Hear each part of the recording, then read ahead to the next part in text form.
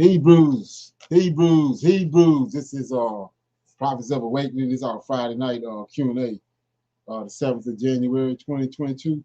What I'm be dealing with is an overview of America, Egypt, compared Deuteronomy 28 and Genesis 15. And we're gonna be looking at a video, what it's pertaining to, and then we just break it down, and compare notes and whatever, and go in like that. We'll be dealing with this. It's two parts to it. So we'll be dealing with it tonight for the Sabbath and for the evening Sabbath class. I think it's worth the time. Okay. So I'm asking everybody to like and share, subscribe to Prophets of Awakening channel, and hit the notification button if you can. Yeah, this is a non-Messianic channel. We're dealing with the Tanakh and the Torah. Tanakh is the Old Testament, and the Torah is the first 5 books of the Old Testament that was given to Moses on Mount Sinai by our Redeemer, the Lord of hosts. So, shalom and welcome to everyone to Prophets of Awakening channel. We're going to do our moment of silence, our prayer, our psalms, and then we're going to go right into the current events and go into the discussion, because there's got a lot of stuff we got to be covered. So,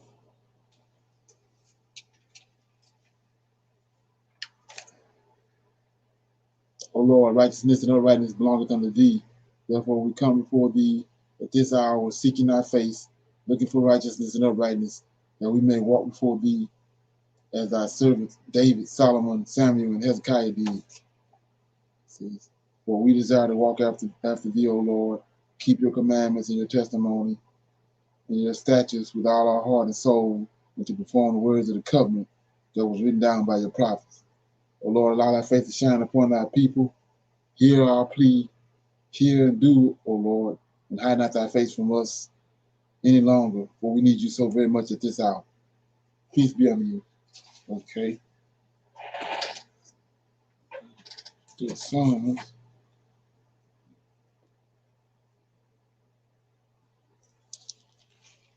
Okay, I'm gonna do the Psalms 80. It's a prayer for restoration, and it's a psalm of Asaph. It says, give ear, O shepherds of Israel, thou that leadest Joseph like a flock, thou that dwellest between the cherubim, shine forth. Before Ephraim and Benjamin and Manasseh, stir up thy strength, and come and save us. Turn us again, O God, and cause thy face to shine, and we shall be saved. O God, O Lord, God of hosts, how long wilt thou be angry against the proud of thy people? Thou feedest them with the bread of tears, and givest them tears to drink in great measure. Thou makest us a strife unto our neighbors, and our enemies laugh among themselves. Turn us again, O God of hosts, and cause thy face to shine, and we shall be saved. Thou hast brought a vine out of Egypt. Thou hast cast out the heathen and planted it. Thou prepared room before it, and thou didst cause it to take deep root, and it filled the land. The hills were covered with the shadow of it, and the boughs thereof were like the goodly cedars. She sent out her boughs unto the sea, and her branches unto the river. Why hast thou then broken down the hedges, so that all they which pass by the way do pluck her? The bull out of the woods doeth waste it, and the wild beast of the field doeth devour it.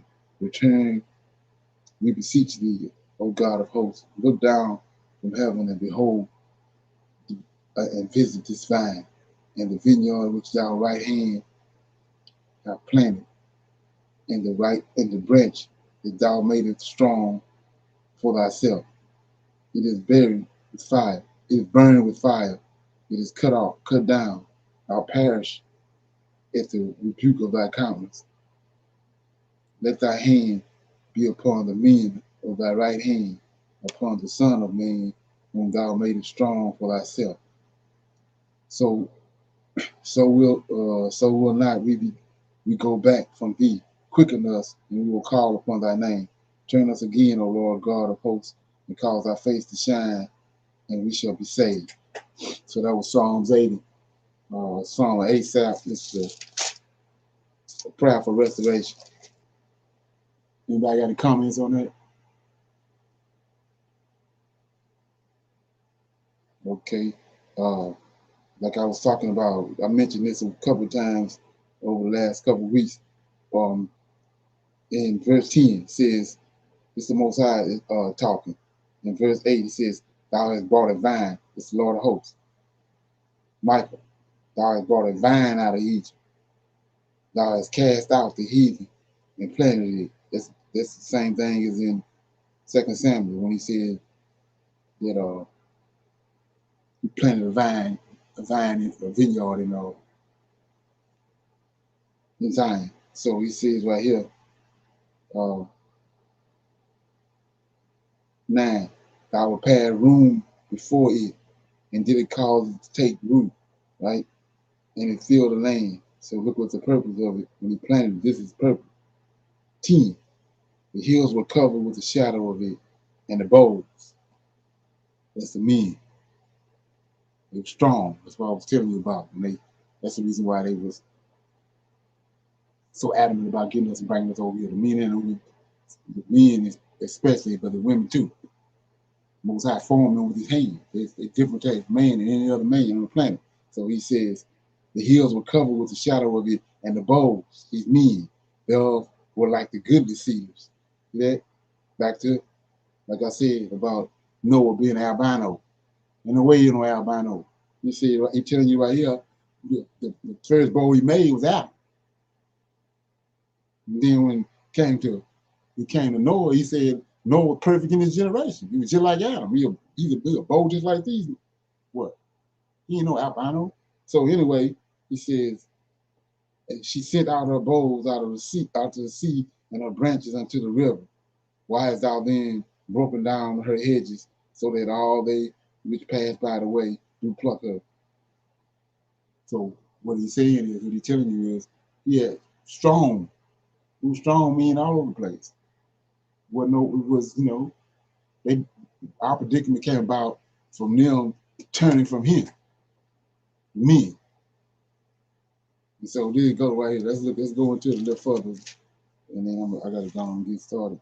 I'm in Isaiah right quick. Show you what I'm talking about. Isaiah chapter 3, verse 16. Everybody should know this is a judgment on the daughters of Zion. It said, moreover, the Lord said, because the daughters of Zion are haughty and walk with the stretched forth necks and routine eyes, and walking and mincing as they go, and making a tingling with their feet. Therefore the Lord will smite thee with scab, the crown of the head of the daughters of Zion, and the Lord will discover their secret parts. So back to these bows. But could nobody come too close to them, near them, because who they, the bows the Most High created. They ain't know nothing about it, nobody coming up on them and handling them in any kind of way, because the men the Most High had brought up around him. Then 18, in the day of the Lord, say, in that day the Lord will take away the bravery of their tingling ornaments about their feet, and their calls, and their round chives, and like the moon, the chains, and the bracelets, and the mufflers, the bonnets, and the ornaments, and the legs, and the headbands, and the tablets, and the earrings, and the rings, the nose jewels, changeable suits of apparel, and the mantles, and the wimples, and crisping pins, and the glasses, and the fine linen, and the hoods, and the veil. We know all this from the last class, what we watched. 24, and it shall come to pass that instead of a sweet smell, there would be stench, and instead of a girdle, a rent, and instead of well set hair, baldness, and instead of a stomacher, a girdle of sackcloth, and burning instead of beauty. Here's how he's going to do it right here. 25, thy men, the bows, thy men shall fall by the sword, and thy mighty in war, and her gates shall laminate and mourn, and she being desolate shall sit upon the ground. They took for granted them bows the Most High had raised up, and that's why they was walking around doing the most. They had all this protection, and they had all these highly formulated men the Most High had created around them. And he said that you're not respecting me and or what I've done, and I respected them, so I'm gonna take them away. You're gonna see how you're gonna deal with that. So that's what he's talking about. When you say bowls, and like I was saying before, when you understand that these are specimens they had on auction blocks. They were specimens. White folks were amazed at them when they put them up there on the auction block. The men and the women. And that ain't registering, I don't think, with a lot of people. Yeah. Okay. Anybody got anything else? Comments on that? Okay. So let me go on.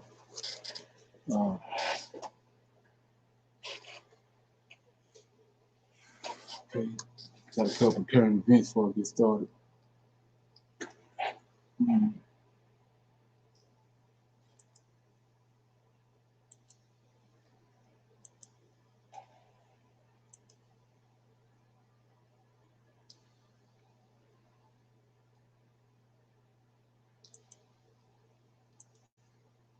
Yeah, so they finally made their way around to the children right here. It says young children are hospitalized with the jab or with the jab than ever before.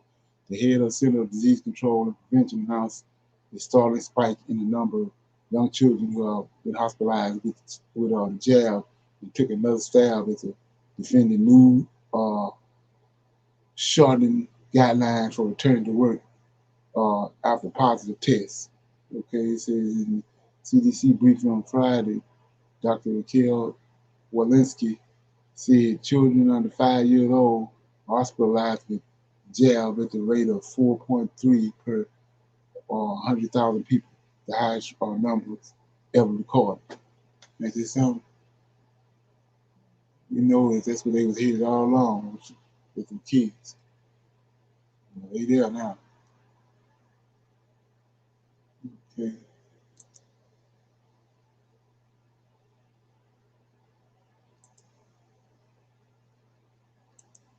Yeah, one more.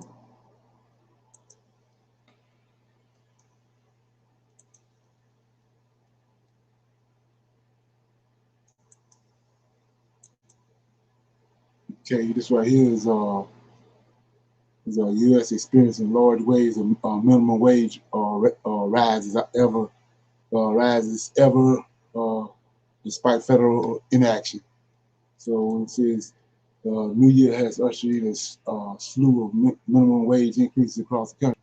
A total of 81 states and cities will be raising their minimum wages in 2022. And 44 cities will be increasing theirs to above $15 an hour. And right here, got the chart on here. Let's see. Said workers are now demanding more, while the push to raise the federal minimum wage has been a long and persistent battle. Sony credited essential workers of color for a high number of states actually increasing their wages this year. So here you go right here. Sitting right here. Washington up here at the top is $29. Oregon $25. California $39. Louisiana 17. Oklahoma 16. Is that something? Yeah. Okay. Any comments?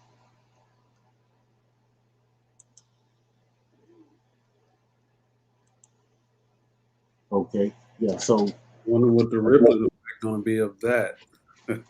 How much what you you say? for stuff now? Okay. Yeah. Is that something? Yeah. All right.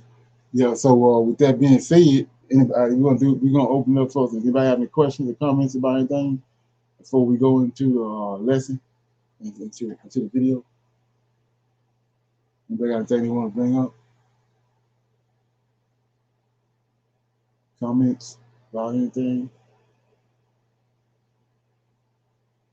Okay, yeah. So what I'm gonna do is I'm gonna play some of this, and then as we play, we're gonna stop at something and then break down what we heard. And if somebody hears something they want to pause it, you can just let me know and I'll pause it so we can deal with it on the spot. Okay. Here we go.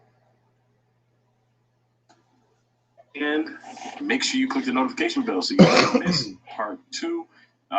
You want to turn on all notifications. There will be notifications, and you want to turn on all your new YouTube notifications as well. Last but certainly not least, share this. We are about to be going in, and I think you guys should definitely share this while we're live. And if you're watching this later, you should definitely share this anyway, even if you missed the live. We're about to go in. And I want to take my time with it because there's a narrative being pushed as if we're the crazy ones for associating Deuteronomy 28 and the mention of Egypt with America. Like I said, the end is going to be worth the wait. Now, if you guys don't have your copy of Undeniable, Full-Color Evidence of Black Israelites in the Bible, please go grab your copy. It's available at Barnes & Noble. It's also available on Amazon.com. And if you prefer to read digital, it's available at the Apple Store, Google Play, pretty much everywhere digital books are sold. Secondly, today's presentation, United States of Egypt, is brought to you by the Royal Judah Shoe. If you don't have your pair already, make sure you go grab your pair. If you put your email address in the box that pops up, you will receive a discount code. So go grab you a pair of Royal Judahs. Now, if you want to support, you can do so at any time. Patreon.com/Dante Fortson. Patrons get a lot of stuff first. If you want to support it anytime during the week, hashtag BHITB on Cash App. And of course, while we're live, you can click the $sign and you can drop something in the super chat. Last video, the super chat button was disabled. What happened was the Martin Luther King video that we're going to get started on is Deuteronomy 28. Now, Deuteronomy 28 is the blessings and curses. So a lot of you guys know this, and I'm only mentioning it for those that don't know. Verses 1 through 14 are the blessings. Verses 15 through 68 are the curses. If Israel did what they were supposed to do, they were going to get the blessings from God. And if Israel did not do what they were supposed to do, God was going to curse them. People think that because Israel broke the contract, that nothing happens after that. Everything is null and void. No, God said, if you break the contract, I'm going to do these things to you. So the contract being broken on Israel's side then activates God to do what he said he's going to do on his side. Now, part of those curses, at the end of them, there's a redemption.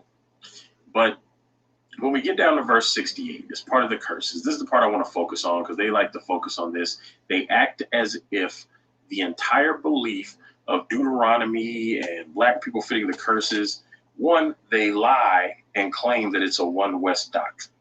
And then two, they lie and act like the entire belief system is built off of this one verse. It's not. It's built off of all the curses, which is why you will see them deflect and distract from the conversation by making these claims. They don't want to go through curse by curse to talk about whether or not it fits the black experience in America from slavery until now. They know if they do that, then they have to explain how it doesn't fit because that's their narrative. It doesn't fit. But when you go curse by curse, you find out it does fit. And you can go through black history and see that it fits. Now, this other false teaching, this false doctrine, whatever you want to call it, this lie that they push is that this is one West doctrine, that one West made up Deuteronomy 28 interpretation. We know that's not true. Go watch Beyond Deuteronomy, episode number 8. In there, I think the title of it is 400 Years of Interpreting Deuteronomy 28. In that video, I point out a source in which Europeans interpreted the same way as Israelites do. And Europeans had been doing it since the 1600s. And you have these Israelites that say, well, they don't believe Deuteronomy 28 fits the transatlantic slave trade. And yet you'll find Europeans, they're not trying to fit it to the transatlantic slave trade, but they're trying to fit it to modern experiences of the people they believe to be Jews. So they were trying to fit Deuteronomy 28 into their present day knowledge. So they looked at it as prophecy, just like many Israelites look at it as prophecy. And so we see that this narrative that they want to push that it started with one West is just an outright lie. unless they want to say that One West has been around since 1600s, which would also kill their lie that this whole movement started with Crowdy and Cherry. And we know that's a lie because we have seen the documents, Cambridge and others. If you go watch my my last video, yes, some slaves thought they were Israelites. We know that it started, we're not going to say started with Prosser. Prosser was one of the earliest teachers of Black people being Israel, and he was executed in October of 1800. And he had been teaching that since the 1700s. So either way it goes, they get exposed as liars. The people that are in opposition to this simply because they hate Black people. There's no other reason. They don't act this way when anybody else makes the claim. And so a lot of this, we're going to look at their behavior. But I don't want to get sidetracked. So now we're going to talk about Deuteronomy 28:68. I'm going to read it, and then we're going to talk about a couple of things. Now, I'm saying everything that I'm saying to draw attention to something, to set it up for the end. Trust me, you guys want to see the end of this. Make sure you share this. Make sure you thumbs up this. You guys are going to want to see this end. You're going to want people to see this ending. And the Lord shall bring thee into Egypt again with ships, by the way whereof I spake unto thee. Thou shalt see it no more again, and there ye shall be sold unto your enemies for bondmen and bondwomen, and no man shall buy you. Now, many of us have enough common sense to understand that means no man shall redeem you. Nobody's going to save you out of this. This is why we're looking for the return of Christ. We're looking for the Most High to deliver on his promises to deliver Israel from bondage, because no man can save Israel out of their punishment, because it is a punishment from God. So now, some people, including myself, believe this reference to Egypt to not be literal Egypt. Again, we do not believe it's literal Egypt, and that's not all Israelites. Some Israelites disagree with us. And see, this is the problem too with lumping people together. They are intentionally and deceptively trying to lump everybody together in order to make it easier on themselves to deny the truth.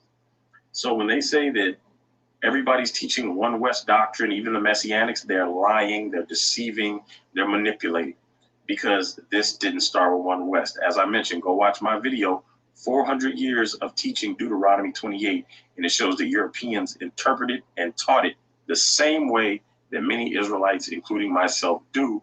We just disagree on who we believe the people are. All right, now I'm gonna give you guys some breakdowns here. Eat the meat, spit out the bones, whatever. This ain't doctrine. I'm just showing you guys some interesting observations. They like to, say everything is a doctrine. And again, just the narrative they push. All right, Deuteronomy 28:68. And the Lord shall bring thee into Egypt again with ships, by the way whereof I spake unto thee. Thou shalt see it no more again, and there ye shall be sold unto your enemies for bondmen and bondwomen, and no man shall buy you. All right, so now,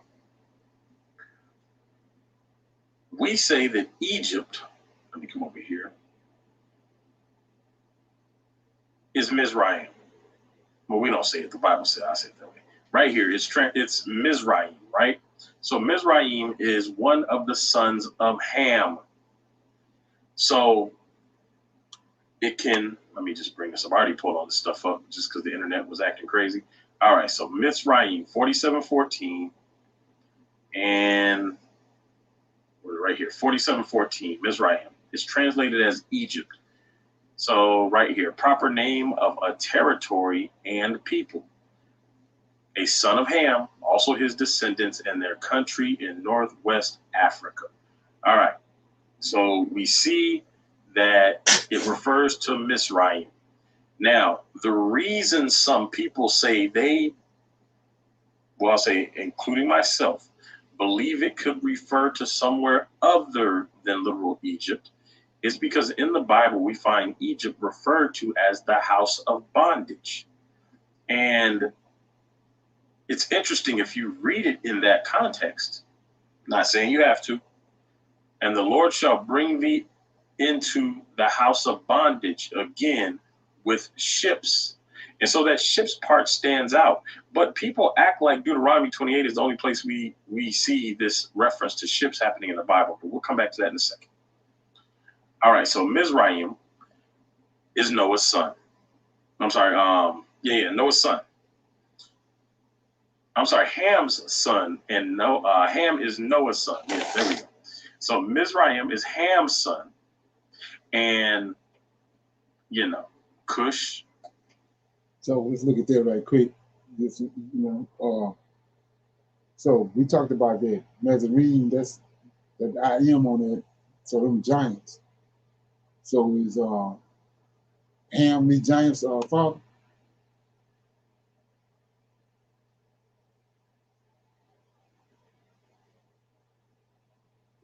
What was the question again? Is Ham the father of these giants?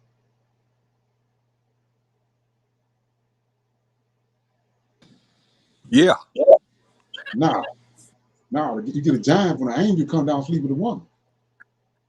Right. So Ham ain't none of their father. So that's a misnomer right there. Oh, okay. So You know Ham what is the sixth Ham man. ain't none of their dad. He says the scripture says that Israel, Most High people, oftentimes went down into Egypt, but the Egyptian, which is Mizraim, the giants oppressed them. The giants got the oppressive spirit. So these giants, Egyptians, is different than all the rest of the Ham's descendants because they ain't come from Ham. But they came down and slept with the daughters of Ham and got these giants, Mizraim, race giants that was in there. And I was showing you over there in Deuteronomy chapter 2, the Capertums and the Horum and all them giants from Ham, out of Ham's lineage, Canaanites. But Ham ain't none of their daddy because Ham can't get no giant. So right there, like I said, they being skimmed over right there. You gotta be able to uncover everything. That's what we're gonna do. We're gonna uncover everything.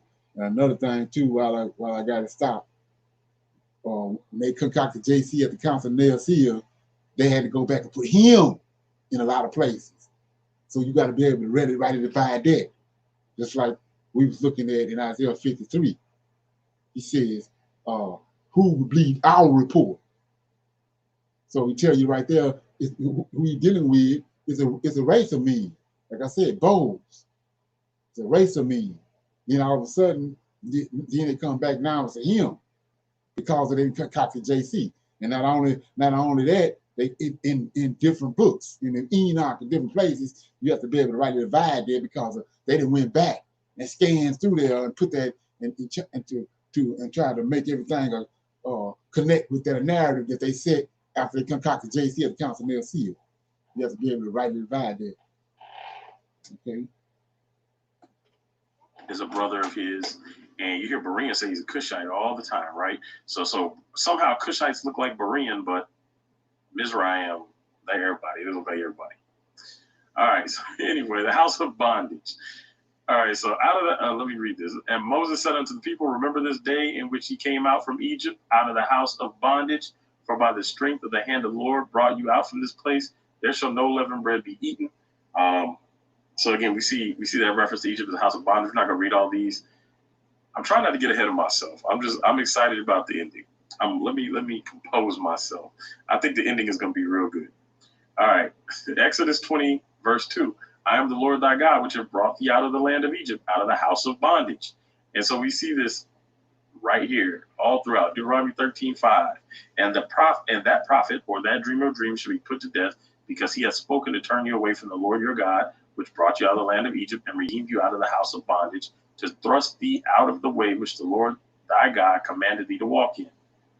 So shalt thou put the evil away from the midst of thee. And then in Judges 6:8, that the Lord sent a prophet unto the children of Israel, which said unto them, thus saith the Lord God of Israel, I brought you up out of Egypt and brought you forth out of the house of bondage. All right, so many people, including myself, point out that Egypt is interpreted, or not interpreted, Egypt is referred to as the house of bondage. And so we point out that it makes sense that if this is a prophecy, which it is saying, hey, this is what's going to happen. And we've gone over this, Deuteronomy 31. Moses says this is going to happen in the latter days, and they will be consistent with the latter days. Many people in opposition to this will stay consistent to the latter days until you start pointing out stuff concerning Israel in the latter days that matches the Black experience through slavery, not just America, but scattered all over the world. So this House of Bondage thing is an interesting occurrence. It's not 100% solid, nothing to build a doctrine off of. However, there's another verse right here in Isaiah chapter 18, verses 1 through 2. I find this to be an interesting set of verses because they fill in some interesting information. All right, y'all, make sure you hit that thumbs up. All right, so now we're going to read this. I'm going to take my time to get through this part. I want to make sure don't nobody misunderstand everything I'm about to say. I believe that God transcends people's doctrines, people's theological understanding, and the boxes we try to put him in and talk about how he moves or what he will or what he won't do. And people will say that the Bible's God's written word or revealed word. And then when you show them things in it, they immediately start to deny that that could be real and that they could be living during that time that we're talking about. And so you ask them about the latter days, many of them will say 70 AD until Christ comes back.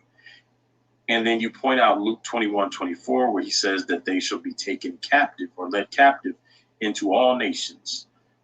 And so they become slaves and scattered into all nations. You see where he's going off there, don't you? Ask when between 70 y'all over there in Luke Testament AD and now do we find a worldwide slavery? And that's the transatlantic slave trade. It's the only one we can point to.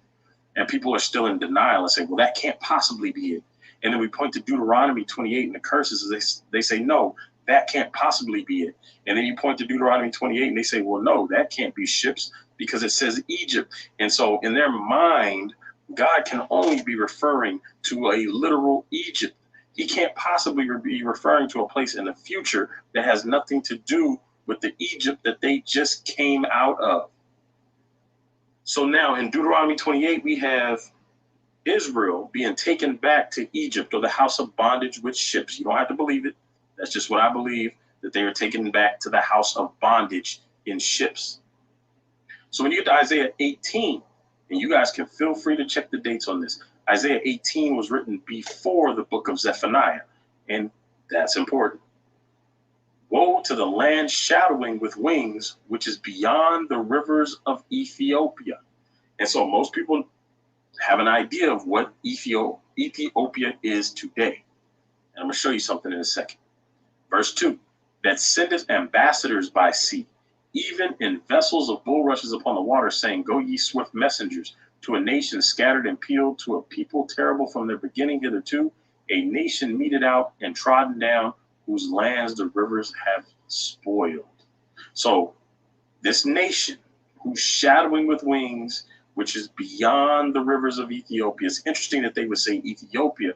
And later on in the book of Acts, I believe it's chapter 7, we see Stephen say that God would send them beyond Babylon. And then we see another verse that says he would send them beyond Damascus. But right here, he talks about a land shadowing with wings, which is beyond Ethiopia.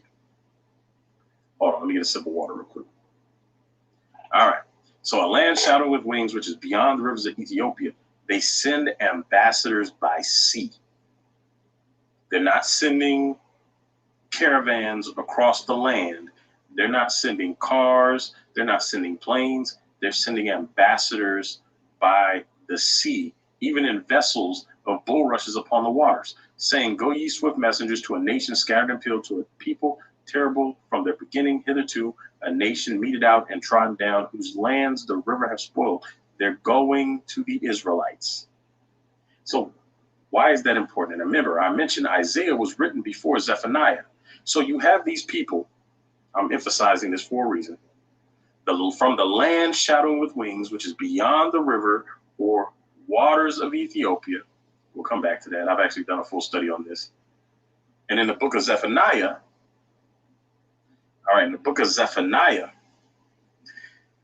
chapter 3, verse 10 through, we'll just read verse 10, because I don't want to, get into the whole thing.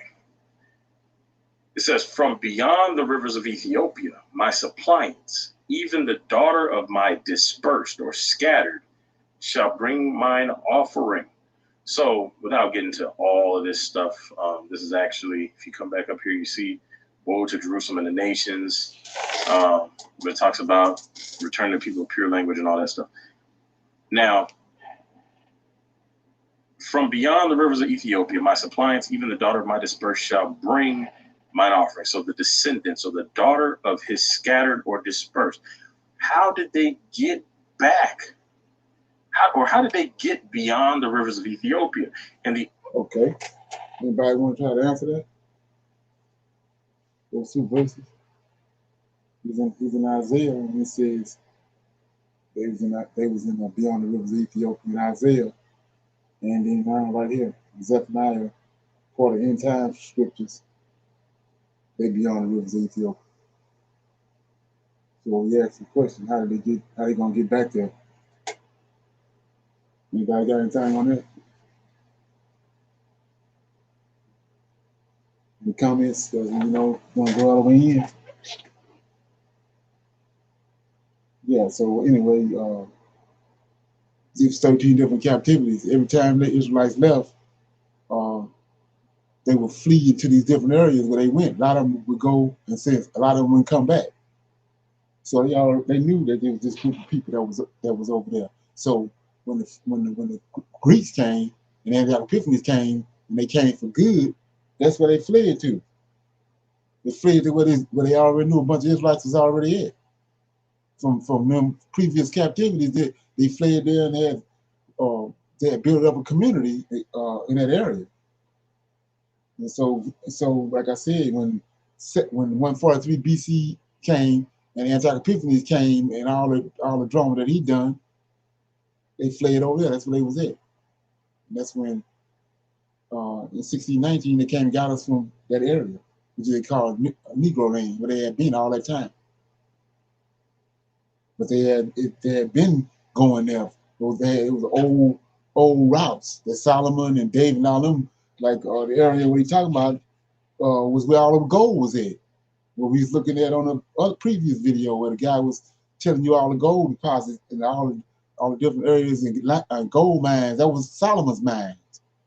And there was a bunch of Israelites posted up there. And then every time they would get into some trouble and the Most High would bring drum on them, a bunch of them would flee there. So they already had a community there. And so that accounts for this right here. And why the Most High saying that, he know that. That's why he's saying in Zechariah, Isaiah, he brought it up, he mentioned beyond the rivers of Ethiopia, and then in the end times, in Zephaniah, he's mentioning beyond the rivers of Ethiopia. And we already know that's where they was located there when they came and spoiled us. 1619, and started taking all our stuff and brought us over here. And he's already told us that he's gonna cause those same people to bring us back to the place where we came from, where we was caused to go into captivity. And then also another thing on Deuteronomy 28 is that verse Deuteronomy 28 and 68. He said, "No man gonna redeem you." We already know the Redeemer is his angel. So, okay. Any comments? Anybody want to add anything? Okay. only explanation we could possibly see in Scripture is that here in Isaiah, which was written before Zephaniah, is that there's this land shadowing with wings that sends ambassadors by sea to these people. And then all of a sudden, was there. They're on the other side. They're beyond the rivers of Ethiopia. Now, it gets even more interesting as we start to dig into some of the meaning behind Isaiah 18. All right, I went ahead and pulled up Isaiah 18:2 specifically in the Strongs. So now, here's what's interesting about this. So they send ambassadors by sea. Let me read Isaiah 18:2 one more time. That sendeth ambassadors by sea, even in vessels of bulrushes upon the waters, saying, "Go ye swift messengers to a nation scattered and peeled, to a people terrible from their beginning hitherto, a nation meted out, trodden down, whose lands the rivers have spoiled. Actually, you know what? Let me start at 1. All right, here we go. So we'll start at 1. Here is why. All right. Woe to the land shadowed with wings, which is beyond the rivers of Ethiopia. All right. So what we're going to see here, first thing I want to point out, Ethiopia. Well, I guess we'll start at woe. We'll start at woe real quick. Woe is just usually to draw attention to something. Usually something not good in scripture. Alas, ho there, woe. It's an attention grabber. I just want to point that out real quick. But this word right here is Cush, Ethiopia. So it's beyond the rivers of Cush. Some of y'all know exactly where I'm going with this. Beyond the rivers of Cush. Remember, Cush was a son of Ham. Mizraim is a son of Ham. So anyway. Oh, wait, I'm not sure why I closed that. There we go. All right, cool. I did open that second window. I thought I closed up this one by accident. All right, so now they're going to send ambassadors. Ambassadors. Let's look at this word for ambassadors. Tell y'all, make sure y'all hit that thumbs up. The end of this is going to be good. Look how this word is translated. Pains, pangs, pains, pains, pangs, pains. Right here, only in Isaiah 18 is it translated as ambassadors. So now, in one verse in Deuteronomy 28:68, we have them being sent to the house of bondage in ships. And then when we get to Isaiah 18:2, we see that, hold on, pain, pang, sorrow is being sent across the sea in vessels of bulrushes. Ambassadors, or pain, pang, sorrow by sea is being sent to Israel. But let's keep going. All right. And this word sea right here. Now, straightforward reading, they send ambassadors, pains, pangs, sorrow by sea. Most people wouldn't stop to look at that. But if you look at that word used for sea, which we're going to do, of course, right here, 322. I'm not even going to Bayam, I believe. 32:20. 32:20. 32:20, yam, or yam. There we go. 32:20. Same word. As we can see, it's translated as sea 278 times, seacoast 5, south once, west 59, west side 4, so that's 63 times referring to west, western 1, that's 64 times, and then westward 12. That's 76 times it's translated as a word that refers to the west. That's why I'm taking my time with this. I'm trying to choose my words wisely here, just so people don't try to take this out of context. So, woe to the land shadowed with wings, which is beyond the rivers of Ethiopia, that sendeth misery or pangs or pains or sorrow by sea, or from the west, or from the westward, or any of those words we saw that mean west. Now, at first, it may seem like I'm just reaching, but then you come over to a map like this. This is from Princeton.edu. This is a 1644 map, and you see something like this, the Ethiopian Ocean. So it's beyond the rivers or waters or streams of Ethiopia. And over here, but they come across the sea. Remember, they come across the sea, and what do we see right here? Hold on. Is that a ship coming across the sea? A ship coming across the sea? Are these ships coming across the sea from 1644, the Ethiopian or the Oceanus Ethiopicus? That's the only sea I see that's beyond the rivers of Ethiopia or beyond the waters of Ethiopia. But let's keep looking. This is a 1644 map from Princeton. This is a 1710 map, again, Princeton.edu. What do we see here? It now says the Atlantic Ocean. So between 1644, where you just have the Ethiopian Ocean here, you come over here to 1710, and now you have the Atlantic Ocean and the Ethiopian Sea. You don't see the ships on here anymore, do you? But then look at Ethiopia. Go find a map of modern day Ethiopia. Now look the size they believed Ethiopia to be back then. So it had to come from beyond here, at least, and across the sea. Ethiopia is not, well then, it was not the same size as it is now, nor does it look like it's the same location, at least how they chose to depict it. Down here we see ships, we see ships, we see ships. So they came across the sea, the Atlantic Ocean, you know, where the transatlantic slave trade took place. And so if we continue looking, because I don't want to get too much into this, we might look over here towards, I just want to show you guys a notation on this map real quick.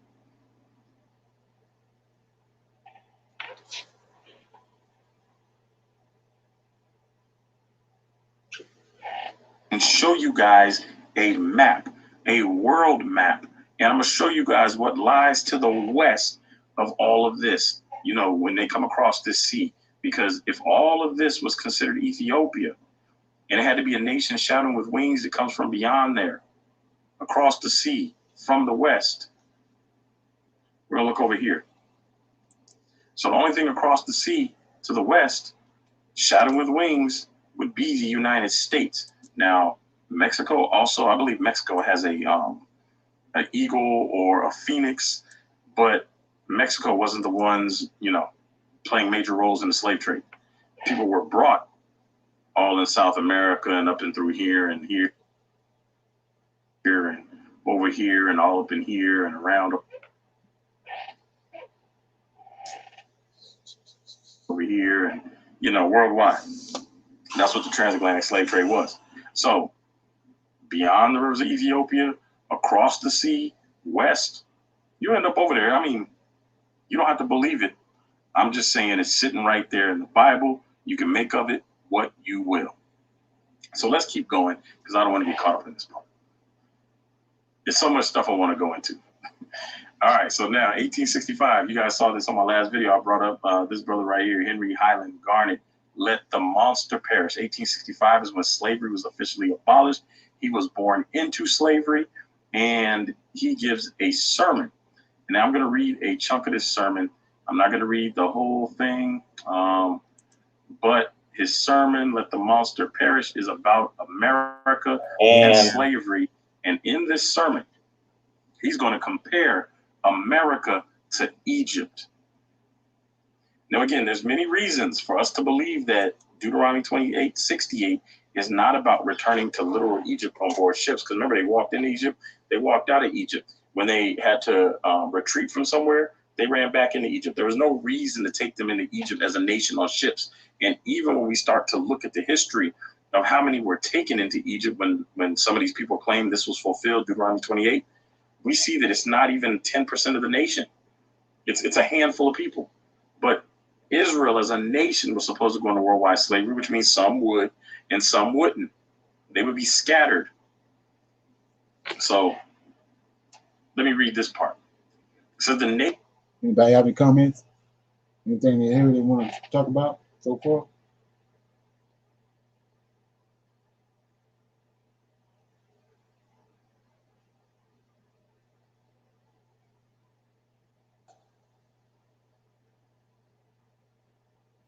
Complex system, nonverbal communication employed by the native. Okay. No, just we good. We good. All right. There's a whole system of waving here in the Illinois River Valley, said archaeologist Ken Farnsworth.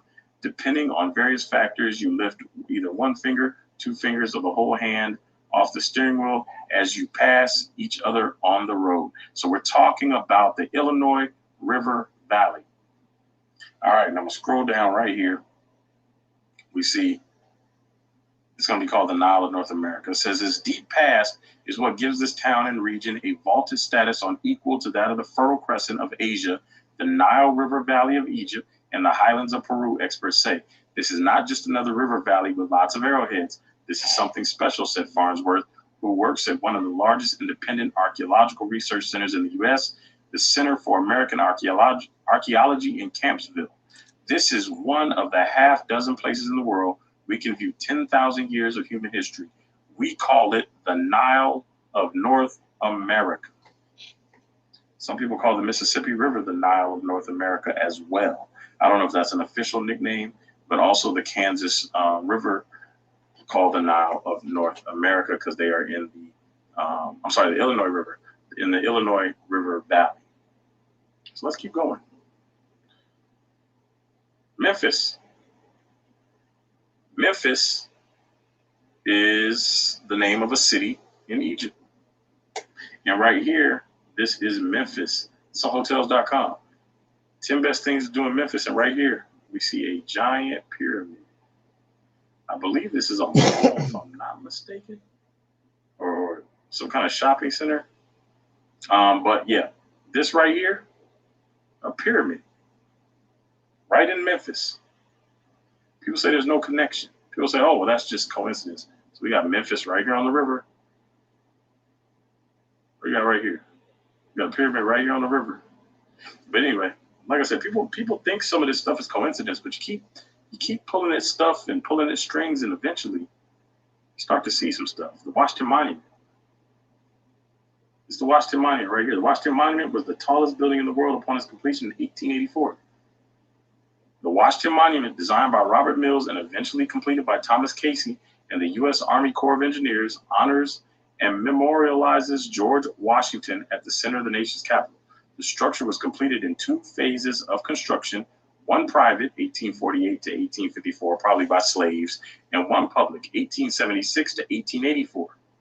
Built in the shape of an Egyptian obelisk, evoking the timelessness of ancient civilizations, the Washington Monument embodies the awe, respect, and gratitude the nation felt for its most essential founding father. So the Washington Monument was built in honor of George Washington, and it's an Egyptian obelisk. You can see right here, phase 1, and then you see the completed one right here, modern day. And then right here is interesting. It says the aluminum, or aluminium for some of y'all, tip is placed on the top of the Washington Monument. It was the tallest building in the world upon its completion in 1884, standing 550 feet, 5.125 inches. So you see that right there? Looks like they're topping it with a pyramid. Looks like the obelisk thing we bring up. Vegas has nothing to do with it. Memphis has nothing to do with it. The pyramid in Memphis has nothing to do with it. The eagle, even though that's associated with Egypt, that has nothing to do with it. The pyramid on the back of the dollar has nothing to do with it. None of this stuff has nothing to do with America being associated with Egypt in any way, shape, or form. It's just there. It's coincidence. It means nothing. This is what they want you to believe. So right here in Vegas, I see this almost on a daily basis. You have the Egyptian Sphinx, you have the pyramid, you have an obelisk. It's the whole thing. If you guys never been to the Luxor, it is interesting and amazing to see up close. And then this is at night. I've told you guys this before, they changed the bulb out so it's not as bright. But every night they shoot a big beam of light into the sky, pointing down like an arrow straight to Las Vegas. I'm just pointing out the Egyptian stuff that we got here in the United States, right here. The entry to Luxor. When you come through here, I'm telling y'all go in here. These are huge, by the way, ridiculously huge. I'm gonna show you another picture so you have some context and just how big they are, because they don't look that big right here. But let me show you. This is a person right here, and this is the entrance. So when you see it back this way, it don't look all that big. But now when you see a person there, for those of you who've never been there, you see exactly how huge this is. This whole hotel is a monument to ancient Egypt. Let's keep going. Y'all make sure y'all hit the thumbs up button if you haven't already, because the finale is great.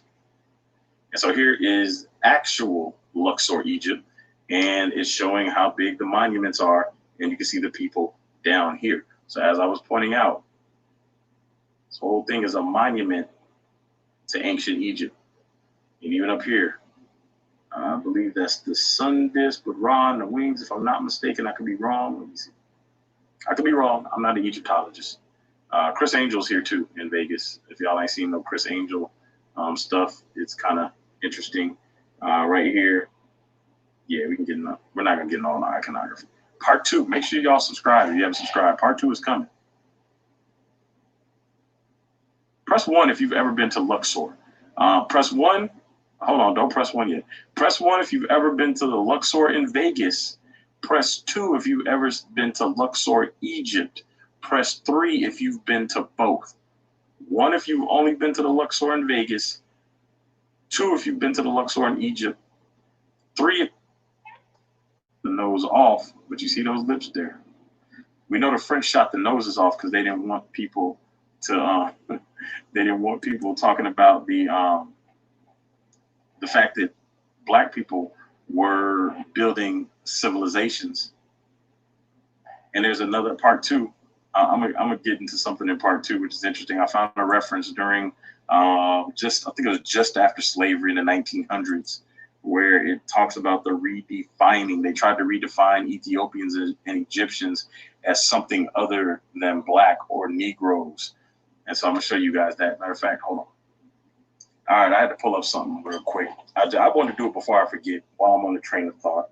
So this narrative that Egypt had nothing to do with black people, and they started running with this narrative because the Bible says that the Israelites were mistaken for Egyptians, and now all of a sudden Egypt has to be everybody so they can maintain the narrative that Israel looked like everybody and Israel wasn't Negroes. All this stuff is connected when it comes to the narrative that they choose to push. And so I found something.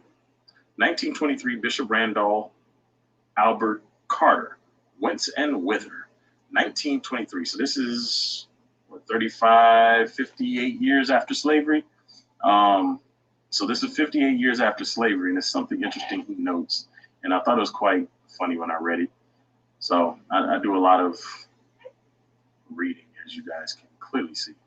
But I don't understand anything I'm reading. It's always out of context, that sort of thing. I have to twist the history because, putting up 700 sources, it's possible to twist 700 sources to all mean what I want them to mean because nothing in them actually points to what I'm actually reading.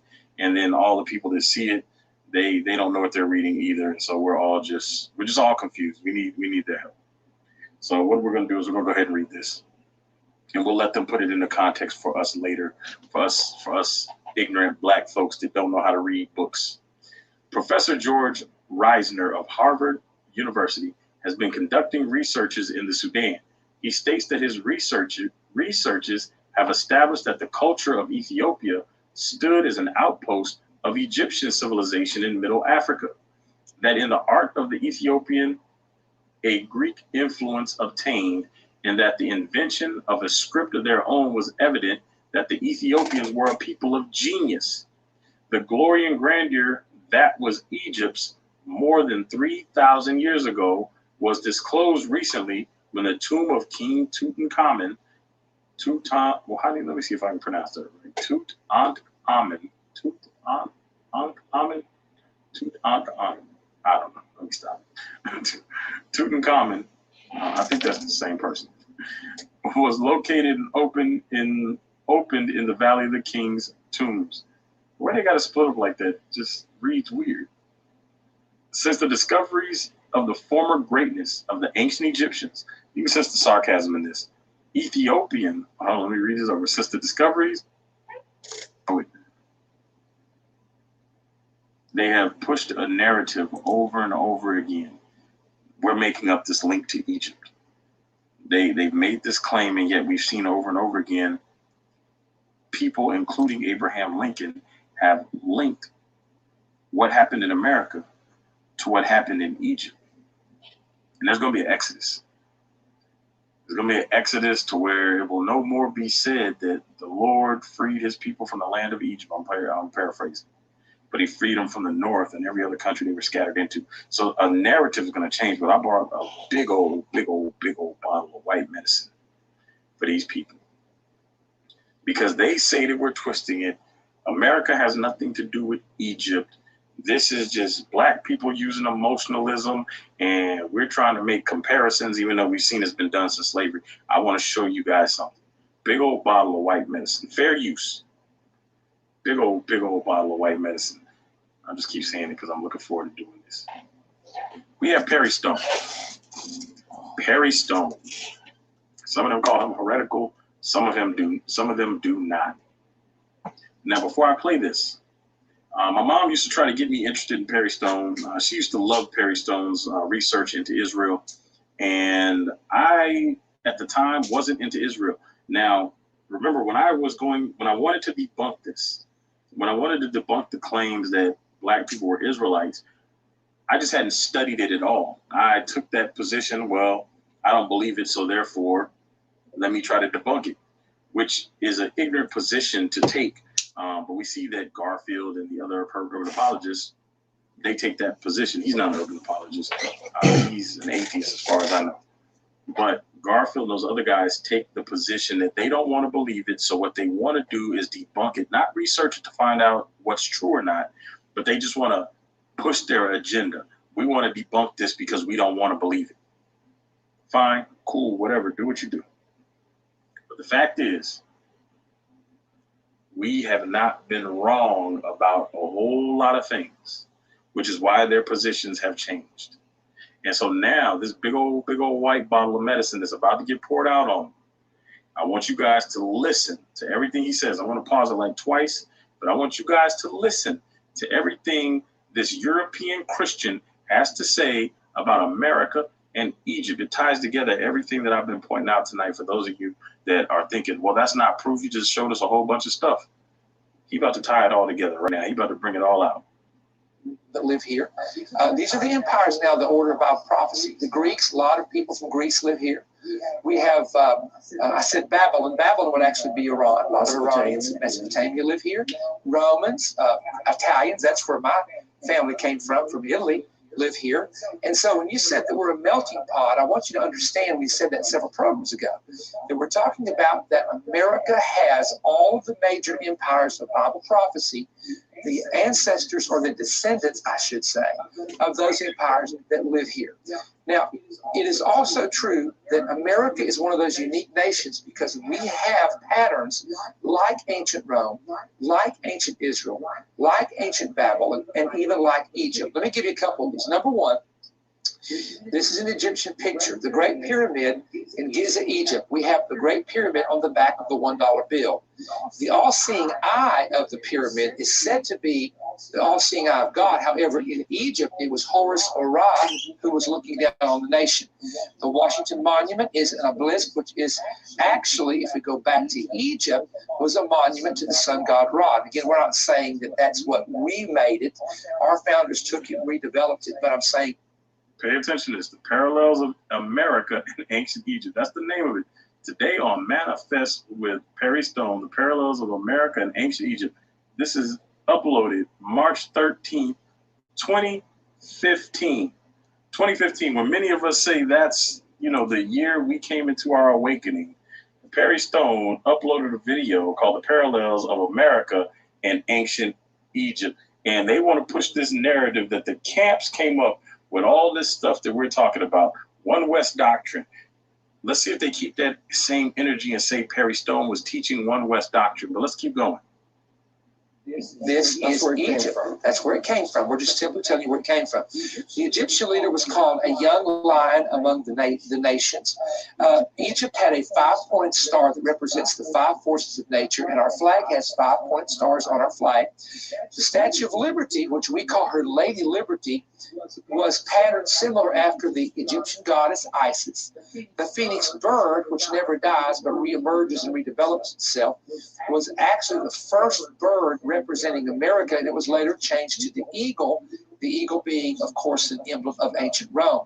Now, Bill, go back in with the people, because most people would not be aware of this unless they followed our ministry for many, many years. But back in the year 2008, it happened, oddly enough, the week of the inauguration. Tell us what was being read in the synagogue, in Jewish synagogues that week, and what we began to predict based on patterns. Okay? If you'll go back and go and talk about the patterns that we talked about. Well, first of all, I want to go back to the first program we did in this series. I said when we discuss all the different similarities, I'll get it out here in a minute, that we have with all these different ancient cultures. I said, if you're going to pin me to that, I'd say that America probably identifies more with Egypt than any other, and because of some. Let me rewind that one more time. I think some people need a second dose of that medicine right there. Similarities, I'll get it out here in a minute, that we have with all these different ancient cultures.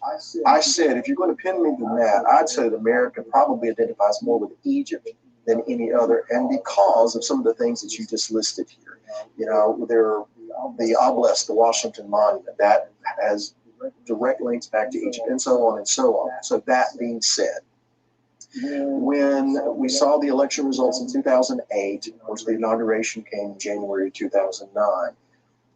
I had already seen, and we had discussed that the Torah portions, the way they were lining up, was interesting. And this context, Torah being the 5 books of Moses that are read every week in the synagogue. Right. Hold on. They said back in 2008 to 2009, they're talking about the election of Barack Obama. They're trying to connect him with some stuff. That's beside the point. But they were using the Torah to see if things were lining up with prophecy. They said it was lining up with Torah portions. Isn't Deuteronomy part of the Torah? I'm just saying, this is a big old bottle of white medicine for them, because they say that One West came up with this stuff, and now they're talking about stuff is lining up with Torah. So clearly somebody sees something in the Torah as prophecies and not as fulfilled events. But let's keep going. And they're associating it with Egypt. And he said, America, if you had to pin them to something, America lines up more with Egypt than any other ancient culture. They're divided up into different portions. Yes. Right. So when we get into January 2009, specifically on the day of the inauguration, or that week, the Torah portion is called Shemot, which is, we would say, Exodus, and it's the beginning of the story of the Exodus. And in that Torah portion, it talks about how that after the death of Joseph and that generation, how there arose a king who didn't know Joseph, and which is to be understood to mean, it's not that he didn't know who he was, it's just that he didn't regard him. He didn't respect him. And you have to keep in mind that Joseph is why Egypt became the superpower that it was. All right. So now Joseph is the reason Egypt became a superpower. And Joseph was an Israelite. He was one of the first, well, I can say the first, but one of the first Israelites. And what's the reason America became what it has become as a superpower? Because America took Israelites and had Israelites build the country, just like the Israelites built the treasure cities of Pithom and Ramses in the Bible. America, wanting to be the second Egypt, took them some Israelites, and they tried to have a treasure nation built by these Israelite slaves. So he didn't respect or regard that which made Egypt great, but actually began to see God's people in Egypt as a threat. They're more and mightier than we are. And so he goes to his counselors and he says, we need to devise a very wise plan how to keep these people down. Well, I want y'all to listen to this. I'm going to rewind it just a little bit. I want y'all to listen. Remember what I was saying. If you go back and watch, yes, some slaves believe they were Israelites, part 2, I talked about the fact that they didn't want us reading this book because it might incite rebellion. Now, he's not referring to, Negroes, black people, African Americans, whatever you want to call us. He's not referring to that. But I just think some of the stuff he's saying is interesting, because if you listen to what he's saying, this is exactly what's been done to us in the past, and it's exactly what's being done to us now. As far as the narrative being pushed, they want to silence us. They want us to shut up. They want us to stop with this Israelite thing. Egypt as a threat. They're more and mightier than we are. And so he goes to his counselors and he says, we need to devise a very wise plan how to keep these people down. Well, the first thing, once again, is the inauguration in January 2009 coincided with the Torah portion, which included this new king who arose, who didn't know Joseph, who identified God's people as the enemy, and who began, along with those in his government, for lack of a better word, began to implement policies that were designed to keep God's people subjected and in the land to be. Okay, so this is what I mean right here, what I was talking about. So what this brother right here showing you is how these white Palestinians got here using the Tanakh and corresponding in comparison with today, but they believe those people that's over in the land is Israelites. And so this new king he talking about right here, he talking about Obama. Obama came on the scene, he started making policies against Israel. And that's what I mean right there, how you get sidebar if you don't understand what these folks have done. And like I said in the scripture, say they went back and after they concocted JC and came back and put him in a lot of places and throwing people off because they want you to believe that he talk about his JC. But it ain't JC. And the reason why that's there is, like I said, they put it there because they didn't create this idol and say that he's the son of God and that he coming back at the end. And so right here, what these guys talking about is they're talking about they correlate everything they talking about. They correlate it with Israel, the Edomites that's over in the land. And if you're a Hebrew Israelite and you listen to this, you would think that knowing who the real Israelites are, they talking about us, but they believe that these people that's over in the land is the real Israelites. Like I say, they concocted the whole scenario of Isaiah 60, chapter 60, when they would say they're gonna come back, the ships of Tarsus is gonna bring them back. They did all that. They bought a whole bunch of ships from Greece and all that with all them Edomites on it and brought them into the land in 1948. They played that whole card in front of the whole world. Everybody think that was prophecy that happened. And even this brother right here, he getting caught up because he believed in the New Testament. And that's the reason why I play some of these videos to see you see how people they can easily get sidebarred. Yeah, he quoting Matthew and Mark and Luke. You know what I'm saying? How you gonna get to the truth if you quote Matthew, Mark, Luke, and John? We're gonna play, then we'll open it up for the questions. More or less, to use modern vernacular, their tax base. To keep them in the land and to be their tax base. You guys go watch this video on your own. So I'm going to be pouring out some more medicine out of this bottle in part 2. If y'all have not hit the thumbs up button yet, please do so. If you haven't subscribed yet, please do so. Click the notification bell, turn on all notifications, and please share this video. Okay, yeah. So like I said, you're gonna watch it. It's Beyond the States of Egypt, Beyond Deuteronomy 28. You want to watch it now. Channel is, let's see, Dante Fulson. Yeah, he was a Christian pastor in 2015, 2016. In 2016, he was a Christian pastor. Now, he's an expert on deep things of Israel. That's where we at. That's where we got a problem at. Just 2016, he was a Christian pastor. And then we see he ain't gave up the New Testament yet. Okay. Any comments? Anything that I want to talk about before we get heard? Any comments?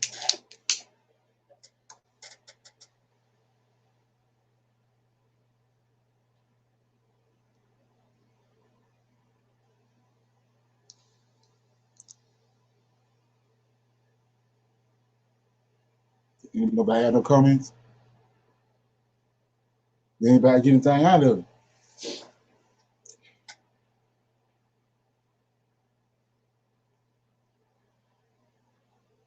Okay. Can y'all hear me?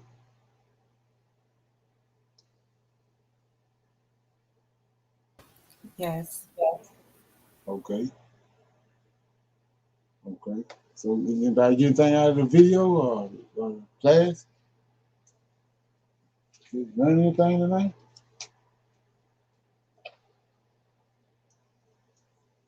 I think go ahead. Hey, Leonard, Yeah. he is saying this America fits the curses. That is what he's saying, ain't it? I Oh mean, yeah. He's saying all that, and then he's putting together all the characteristics that America has that's like Egypt. right. Yeah, The setup, the Nile River, the Mississippi right, yeah, River, and right. yeah, okay, Yeah. He got all that on point, but like I was saying, is he trying to incorporate Matthew, Mark, Luke, and John, all them in there, and what they right, took. That's that's what he's going on with. But it gets better with part two. We'll deal with that in the morning. But I was just I showing these videos to show how, like I said before, people on Prophets Awakening, you far along, way far ahead than a lot of people a lot further than you think you are when it comes to writing dividing the scriptures. Because you got people that, they talk good and all that, but they'll get to a certain point and they just die. And I know, the understanding just go away. Yeah. Yeah. So everybody good? all good. Okay. Yeah. So let me put this here and then, like I said, we'll pick up part two in the morning.